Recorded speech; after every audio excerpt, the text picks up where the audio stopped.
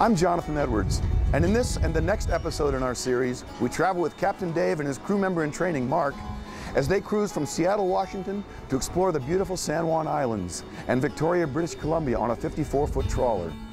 Now, this is reality television at its best, with lots of surprises along the way. The San Juan Islands are one of America's most popular cruising destinations, located northwest of Seattle, Washington, between the U.S. mainland and Vancouver, British Columbia.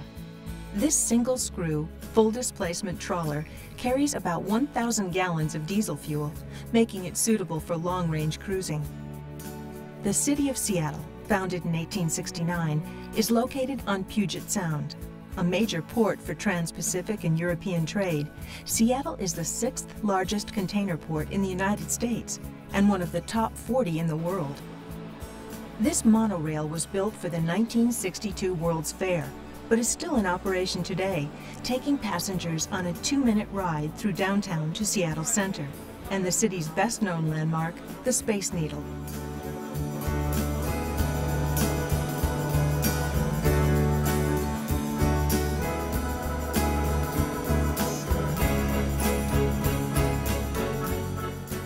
The 605-foot-tall Needle features an observation deck with a 360-degree view of the city and Puget Sound. From here, it's clear that Seattle is nearly surrounded by water: Lake Washington, Lake Union, and the Sound. It's a popular port of call for cruise ships and home port for the U.S. North Pacific fishing fleet. The city has more boats per capita than anywhere else in the country, so it's no surprise that the United States Coast Guard has a major presence here. The Coast Guard enforces laws and treaties. We do search and rescue, we maintain aids to navigation, and we do ice breaking. The Polar Sea routinely does deep freeze missions, which are in Antarctica. They open the channel to McMurdo Sound so it can be resupplied by cargo ships and tankers. The length of the ship is 399 feet, the beam 84. The draft is right around 32, 34 feet, depending on how much fuel we have. Max horsepower with the 3 turbines online is 75,000. Up to about 2 meters thick or so, we can just drive through it 3 knots or so. After we get stopped by the ice, for whatever reasons, because of the pressure, because of the snow cover, because of the thickness, then we'll have to start doing backing and ramming, which, you know, back up ship length or 2 and then go ahead full on the turbines until it stops us again. When we're breaking ice, the vibration is extreme. It's the turbines alone will cause the ship to shake, and that's when we're not even breaking ice. When we start to break ice, that involves riding up on top of the ice and, you know, crashing down through it, and, you know, ice on all sides of us. It does get to be quite a rough ride. The cold is extreme, but I spent 4 years in South Dakota going to college, and the cold in Antarctica is no worse than the cold in South Dakota. If you're talking just an inch, a couple inches, it'll refreeze while we're down there. If they get a cloudy day or a colder than normal spell, it'll refreeze a few inches, but that's, you know, insignificant. As far as it refreezing to the thickness that we have to break through, I don't even know. But by the time we get there again, it is. The good side is the port calls. We'll get to stop in Australia and some other neat places along the way. Seattle-based Coast Guard icebreakers also head north for Arctic missions, lasting several months. He came home from Seattle from the Seattle Boat Show and said, "Honey, guess what?" "What, honey?" "I bought a boat." So that was the beginning. So Mark, welcome aboard. What we need to do first is give you an orientation. But the first thing you need to do is have some strawberries. Ooh. Fresh organic strawberries. Organic. And I know you're an organic farmer, so I knew you'd appreciate them. Anyway, this is the cockpit. This is a dreamboat. Yeah, and this portion of the dreamboat is the cockpit. And back here, pay attention, left. Port, yeah, and starboard. Yeah. Well, you'll get used to it. Okay. And if you forget, Mark, we have a sweatshirt that has, on this arm it has port, on this arm it has starboard. Here it says bow, and on the back it says stern. So you always know. Good, and it doesn't say neophyte anywhere. No, it doesn't. When we were doing knots, he was saying, "What are you, a farmer?" And I was like, offended. And then I was thinking about my friend Mark, and I realized I shouldn't be offended. You know. Farmers are absolutely essential. Yeah. And I even know some noble folks. profession. It is? Yeah. There's even some folks who have little gardens on their boats, so they have fresh vegetables. Wow. As they cruise to Alaska. What's nice about the crow's nest is it gives you a bird's eye view of whatever you're looking at. And the other antenna is for the SSB, single sideband, which is a much longer range radio than the VHF. But we'll get into that later. If you go down forward, the likelihood of losing your balance in rough seas is much greater. Wow. Okay. All right. Backwards. The salon. And I don't know why they call it a salon, but that's what the boating terminology has given this room on a boat. Okay. No alcohol consumption until the boat is docked or anchored. Cardinal rule. More boating accidents happen with inebriated pilots, skippers. Mark, this is a map, it's not a chart. When we orient ourselves to the big picture, we'll look at a map. So Mark, this is the pilot house, this is Command Central. With vessel orientation complete, including VHF emergency procedures, it's time to get underway. The sun's shining, let's get this stuff stowed. 2 kinds of potatoes, sweet and white. I'll put these down here. So these both go in the lazarette. Engine sounds okay? Purrs like a kitten. So you may go down and close the engine hatch. Okay, you want to hop on board?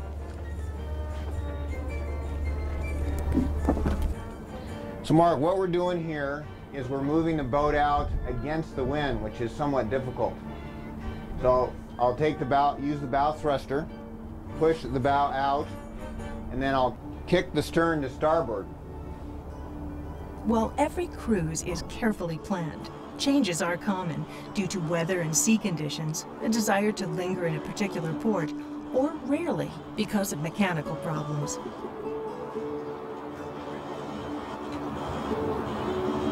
There's the horn. Hold it down. Honk. Like a Honk. second or two. Excellent. Construction of the Lake Washington Ship Canal and the Hiram M. Chittenden Locks was completed in 1917 by the U.S. Army Corps of Engineers.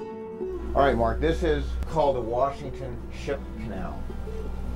And this is where the all the work boats, the fishing boats, the factory, fish factory ships, they all come down here for the winter. And then they go up to Alaska and the Aleutians for the summer. So those are fishing season. Those are big fishing boats that right there? Those are big fishing boats, absolutely. Very big.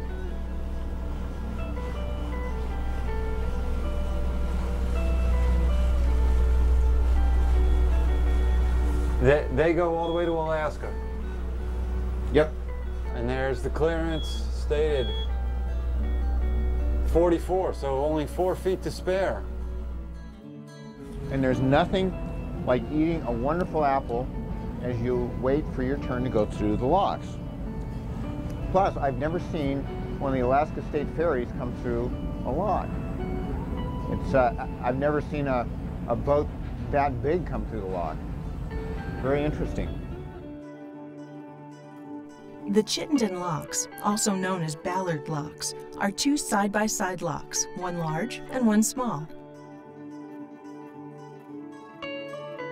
To handle the traffic efficiently, commercial and government vessels are directed into the locks first, followed by pleasure craft. To maximize the number of vessels in each locking, boats are often rafted together. More than 1 million people visit the locks each year, making them one of Seattle's most popular attractions. Yeah. More than 75,000 vessels lock through here each year. We did not adjust the fenders for the locks after leaving the dock. So we got to pull these up. Yeah.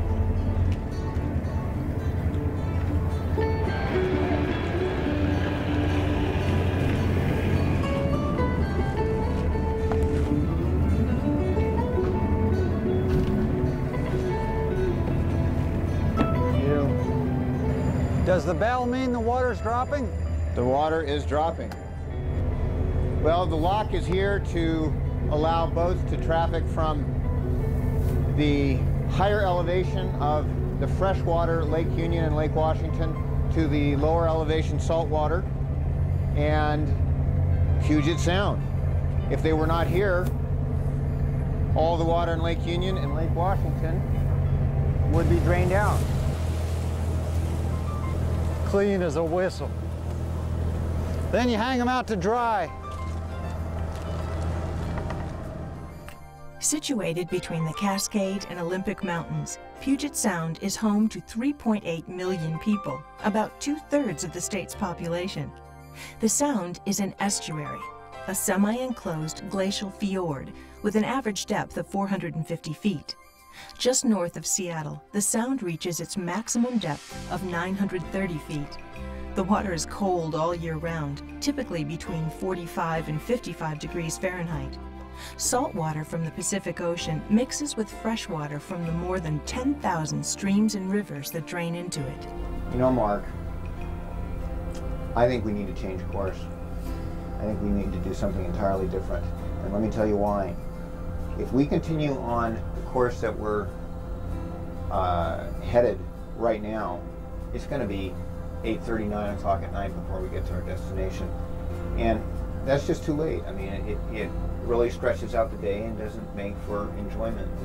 We're doing this because it's supposed to be fun. So my suggestion is, let's change course and head to Port Townsend, which is not 5 hours away, it's only about 3 hours away. If that, plus the current is in our favor going to Port Townsend, so we can get there in fairly short order. So I think we should come about. What do you say? Will we still get a chance to look around Port Townsend? We'll get a chance to look around Port Townsend. We'll get a chance to go through Deception Pass tomorrow morning, go to LaConner, and go through this Winomish Channel, which is a very interesting channel. So this does not radically alter our whole voyage plan? No, it doesn't. This is a big boat. Docking a boat this big is a bit of an undertaking. It's not like a canoe, which is what I'm used to.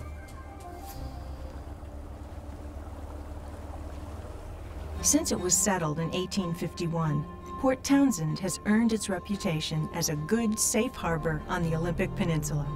Today, this seaport community of 8,000 still provides a welcome haven for boaters. A helping hand approaches. You can spot a greenhorn when you see one. How are we doing there? Yeah, oh, you got plenty of feet. I understand this is not rope.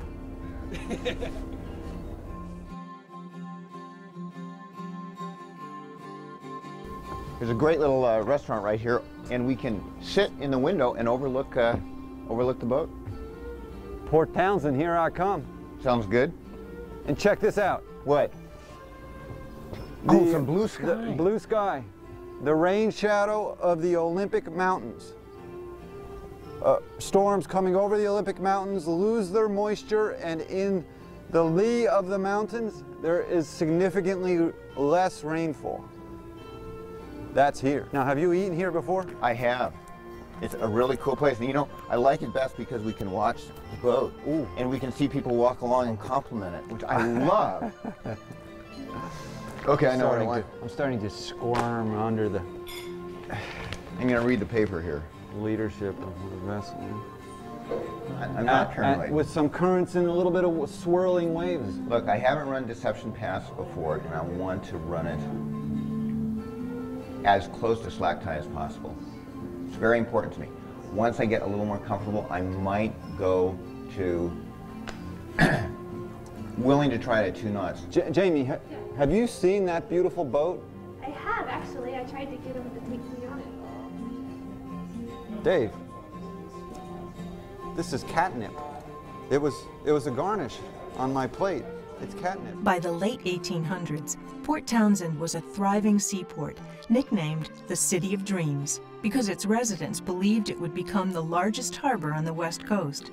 But competition from other ports on Puget Sound and the decision by the railroads to bypass the city ended those dreams. The Victorian-era buildings and homes from the 1800s have been preserved and today house quaint shops, art galleries, and restaurants, making Port Townsend a great place to visit. Pygmy Kayak Company. Pygmy kayak. Wow, are these ever beautiful? Oh, dream boats. Dream boats, unmistakably handmade. You know what's amazing is to see something like this that you never see. You always see it in fiberglass, you never see it in wood. Yeah, right, actual kayaks out of wood. And I've always... Port Townsend is home to the annual Wooden Boat Festival, sponsored by the Wooden Boat Foundation. Wooden Boat Foundation. This must be the place. If I wasn't a farmer, I'd be building wooden boats. The foundation is dedicated to the preservation and celebration of traditional maritime skills and culture. Here, it's learning by doing. Visitors experience firsthand what it's like to build and repair, row, or sail wooden boats.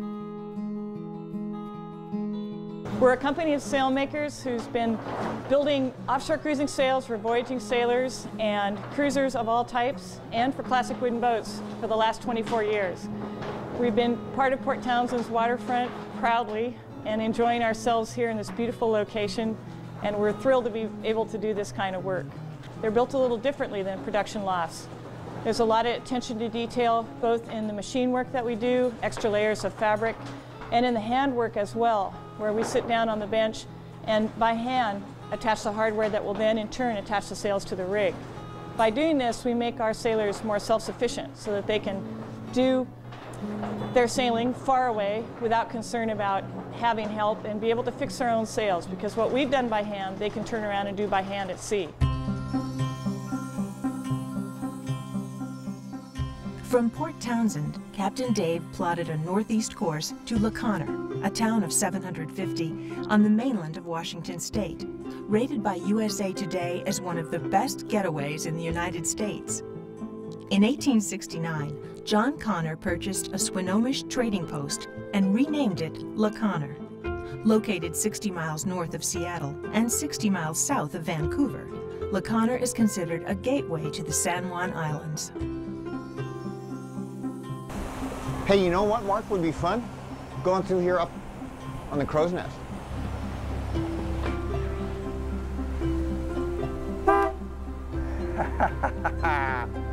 Yoo-hoo!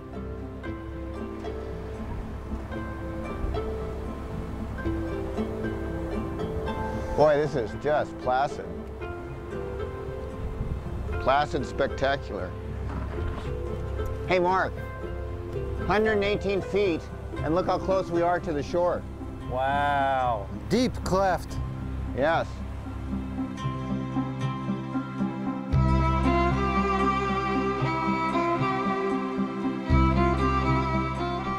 The Swinomish Channel is 10 miles long, about 100 yards wide, and 12 feet deep.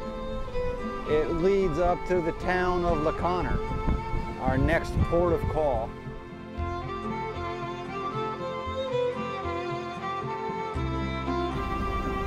Dock here, the higher one. Yeah. How are the fenders? Yeah, in good fenders shape? are good. Yeah, they're down low. I'm impressed at your speed. We can slow down. No, don't. I want action. Captain overshot the dock. We wanted that one. There's actually quite a bit of current here, oddly enough.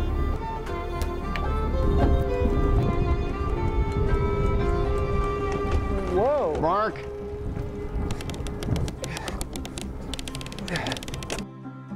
Current took him by surprise, no doubt about it. Mark, I'm gonna go around again. I mean, this current is just, it's Yeah. amazing. So Mark, as soon as you get that tied up, we're gonna go to the bow, okay? Yeah. Is that better? Okay. So let's lock up and go take a walk. LaConner's waterfront reflects the town's fishing, logging, and boat building history. LaConner is in the heart of the Skagit Valley, which has a mild growing climate similar to Holland's, making it one of the nation's largest producers of tulips, daffodils, and irises. Throughout the month of April, LaConner hosts an annual tulip festival. Due to its many well-preserved buildings, the entire community of LaConner has been placed on the National Register of Historic Places. Mark spotted an abandoned boat that he wanted to explore. After dinner, it's an easy kayak ride across the channel at slack tide.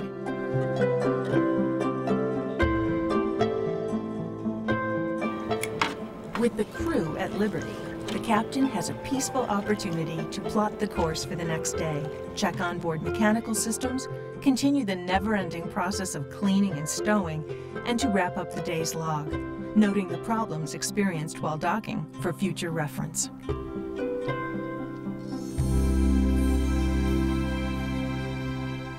No stress, no fuss, no muss. No, the dock crew, all they had to do was stand there and watch you. But we were the talk of the Kiss that town. dog. Isn't that nice? So we're all the talk of the town. Yeah. Okay, let's go drop these lines. Fine.